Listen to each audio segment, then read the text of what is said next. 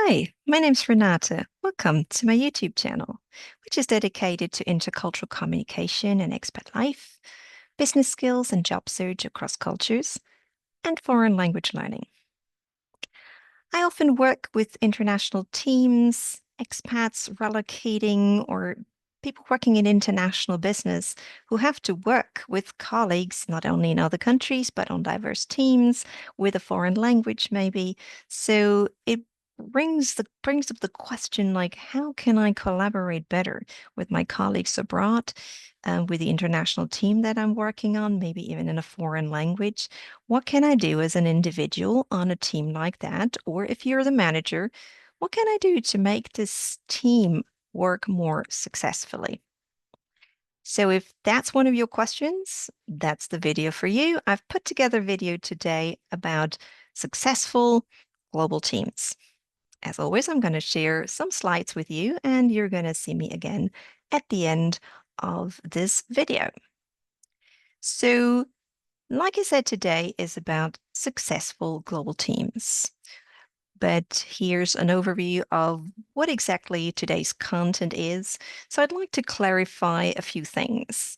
The layers of culture and diversity. Like, what does it actually mean, global team or diverse team? And how do we define that? Because from that definition, we can better understand how to manage it well.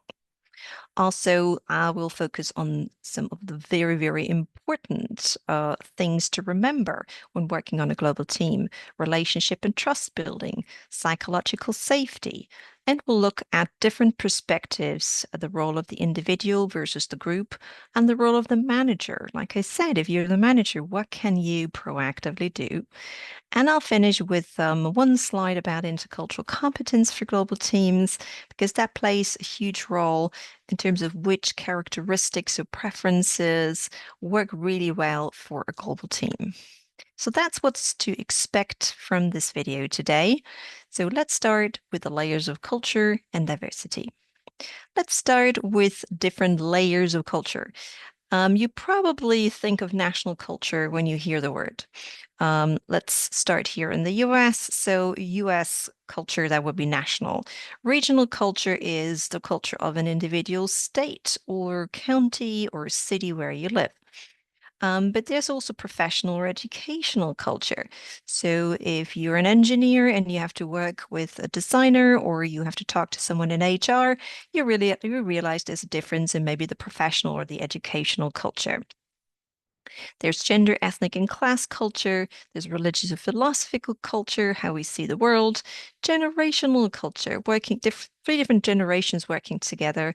That's also a layer of culture. And there is corporate culture, which we create ourselves in large corporate organizations. And on top of that is your personal culture, meaning your personality, the way how you are independent of the other layers of culture. So we want to consider all of that when we talk about culture. Whereas diversity is a bit different. We're talking about the age, the sexual orientation or identity, ethnicity, race, gender, physical abilities and qualities, and all the subcategories that you see on this overview here. There's some overlapping areas, and so I'd like to use the iceberg model to talk about both of these layers. Let's start with layers of culture. So when we think of a particular culture, we have language and ethnicity on top, something we see. Also, religion or artifacts. Artifacts are things of daily life. What do people wear? What music do they listen to? What do offices and buildings look like? Um, what holidays do people have? Other features of daily life that we can easily observe. But that doesn't really tell us much about culture. When we talk about body language, we get a little deeper on the iceberg into the danger zone underneath the surface. So we can see non-verbal language, let's say body language, hand gestures or facial expressions, but what do they mean? So, for example, if I cross the hands in front of my body, what does it mean? Am I angry or am I a good listener? Or am I showing that I'm a professional and I'm in charge? What does it mean? Also, behavior. If you're looking down, you're not looking me into the eye. So there's no sustained eye contact. That's a behavior I can observe, but what does it mean? Is the person shy? Does the person feel guilty? Does the person have something to hide? Or is the person showing respect? We never know for sure when we communicate with another culture and we're not entirely sure about their customs and norms, what assumptions they make, what attitudes they have, their beliefs, and most importantly, their values. So the deeper we get here on the iceberg, the more difficult things get. Things we don't necessarily see on the surface, things we have to explore and learn over time. That's mainly what I do in my intercultural training courses, where we get deeper on the iceberg and we evaluate what there is to know and to understand about foreign cultures. We can also use the iceberg to do the layers of diversity. We may see a few similar things on the surface, like ethnicity and language. You may see my ethnicity and hear the language I speak, but you don't necessarily know anything about my nationality or the region where I'm from. You may not know anything about my values and beliefs, leave alone my assumptions and attitudes or my religious orientation. Nothing. Just from looking at what is out on the surface, you wouldn't know. Also, you can see my age and guess my generation. But how much does that tell you about my socioeconomic status, my competencies, or my experience in life? You can see a visible gender on the surface, but how much do you actually know about my gender identity or sexual orientation? There's also visible and invisible disability. There are lifestyles that are not easy to interpret, and of course, people's preferences, which we know nothing about until we explore them. So, that being said, you get the idea how diverse a global team can be.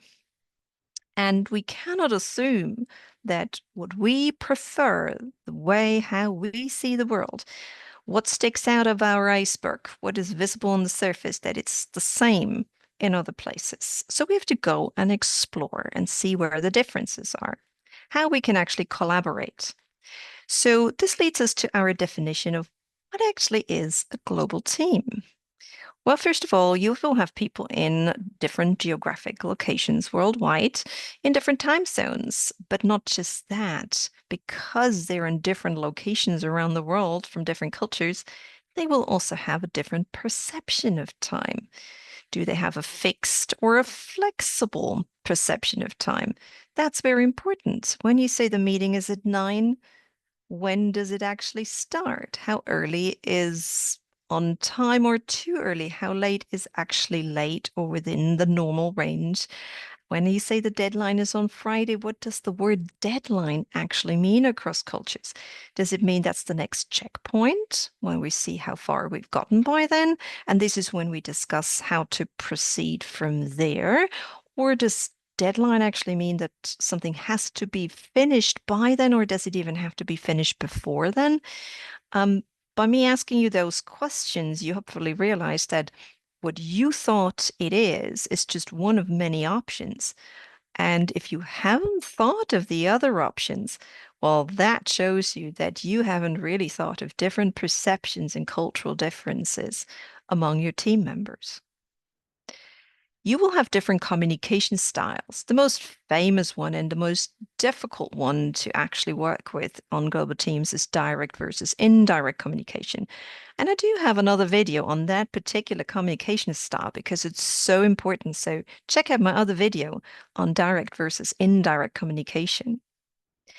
And there are different preferences for collaboration. What is teamwork? What is a good team player?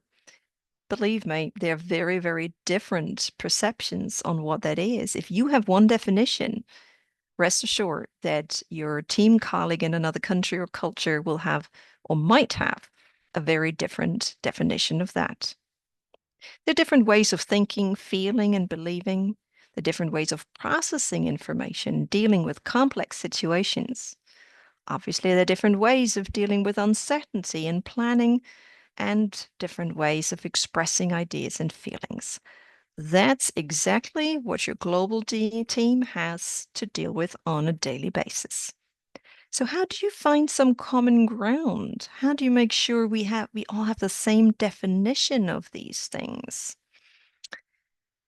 Well, that's the danger. And this is what you can see here. Why there are maybe so few well-managed diverse teams. So we see the number of teams, and the highest number of teams are homogeneous teams because people are afraid of those differences and that they won't be able to manage them well.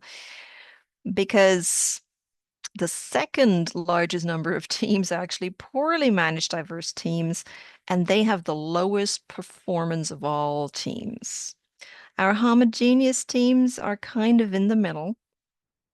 Their highest number of teams, but mediocre or in the middle sort of performance. The highest performance are the well-managed diverse teams. It's the lowest number because it's really difficult to achieve, but if you do, you'll get the highest performance out of a team. So hopefully that's well worth it. And so this brings us to how to actually manage those teams well. I'm going to cover the topic of relationships and trust building, of psychological safety, the role of the individual versus the group. And if you're the manager, listen up, a few things you can do as the manager of a global team.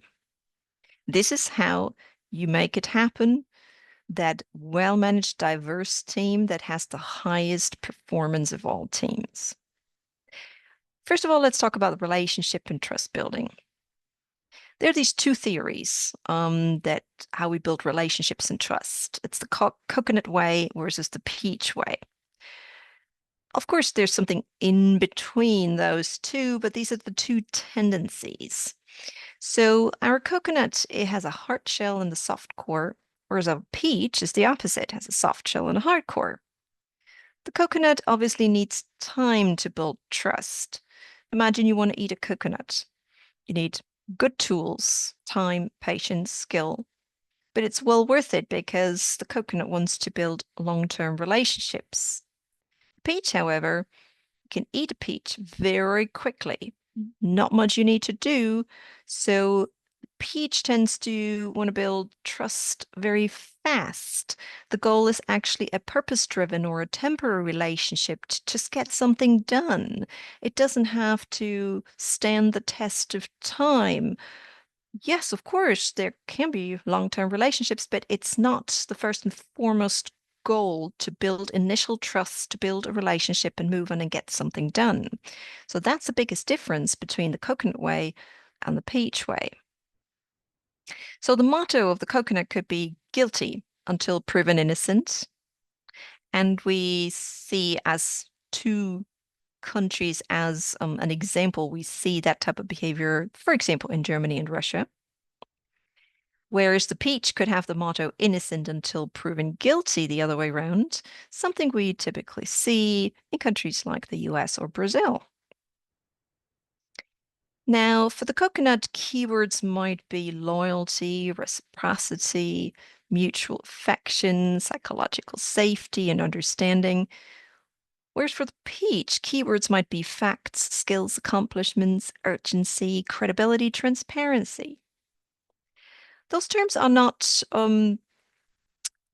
incombinable, let's put it that way. They're not mutually exclusive, not at all. But it's just that the coconut and the peach would initially focus maybe on slightly different things. So therefore, the coconut may find the peach insincere, superficial, naive, suspicious, respectless, or even condescending, whereas the peach might find the coconut cold, unapproachable, inefficient, arrogant, or even manipulative.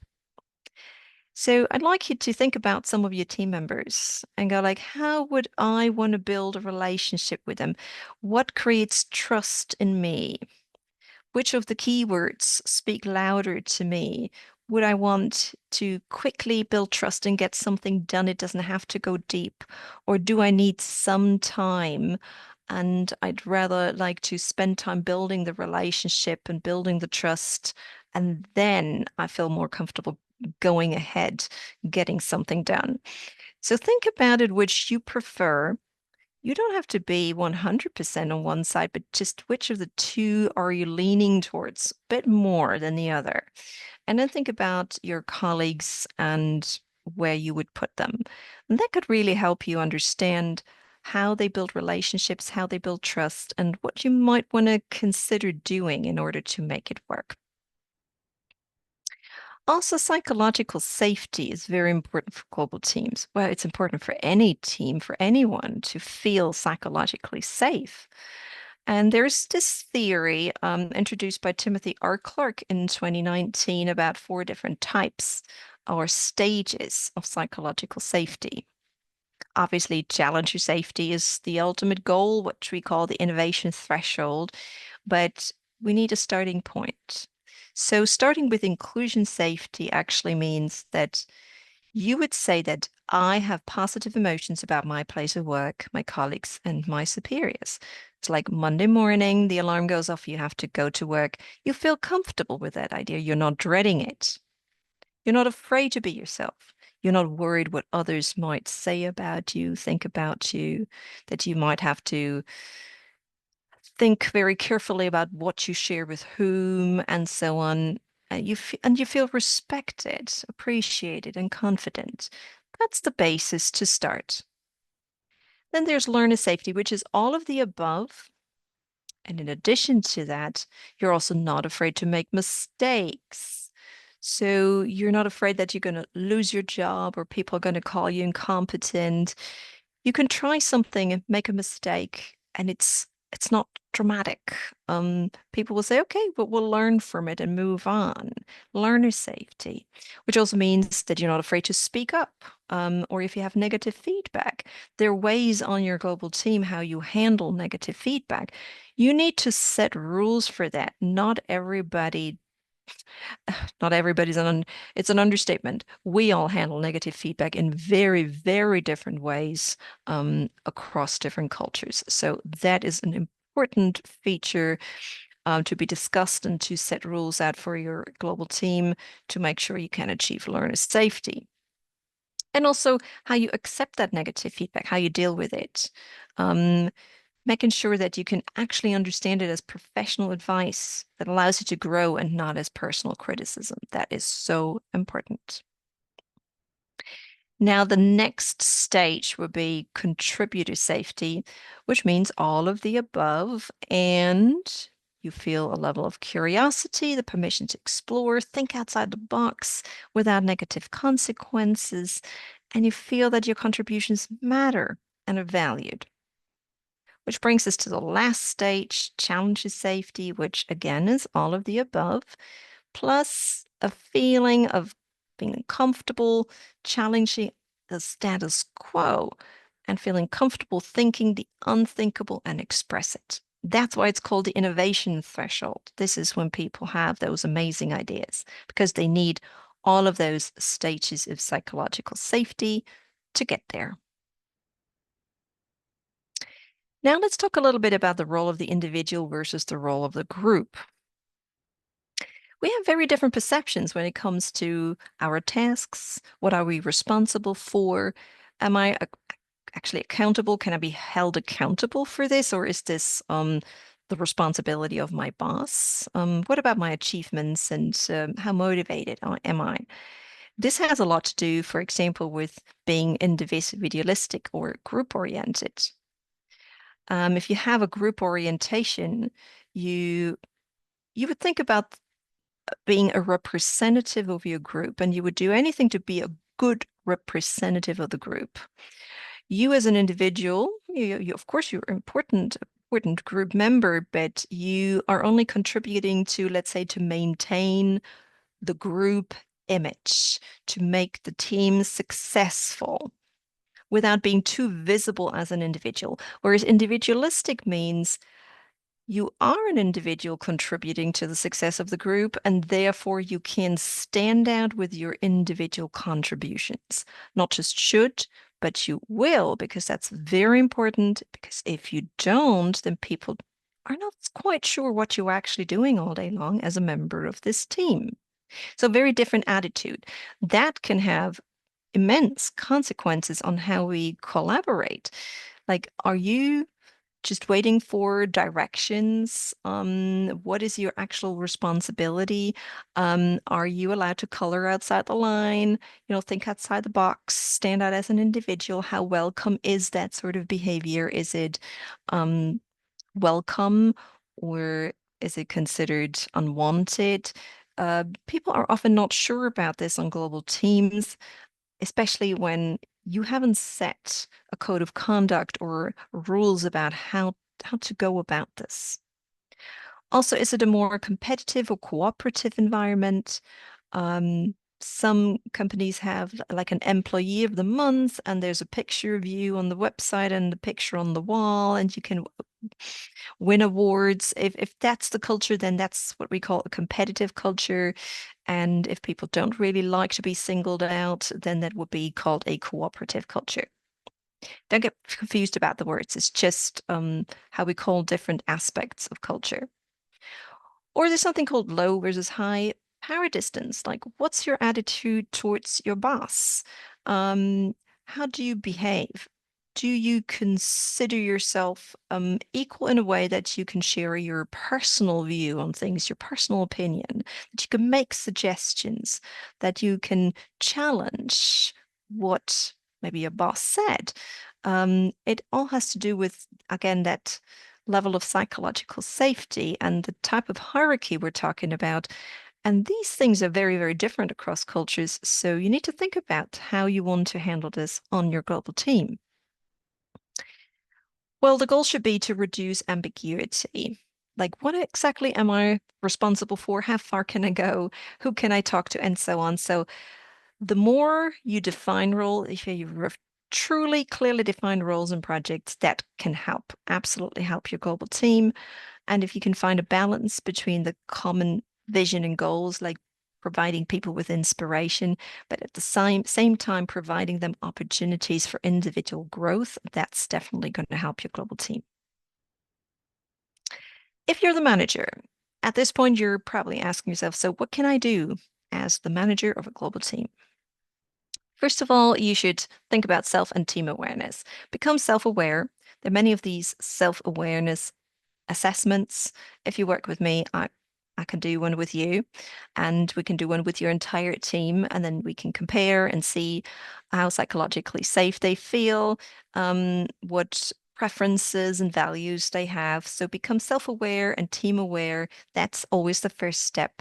And recognize those differences, but without overemphasizing them. That's very important. Foster an idea of curiosity instead of fear.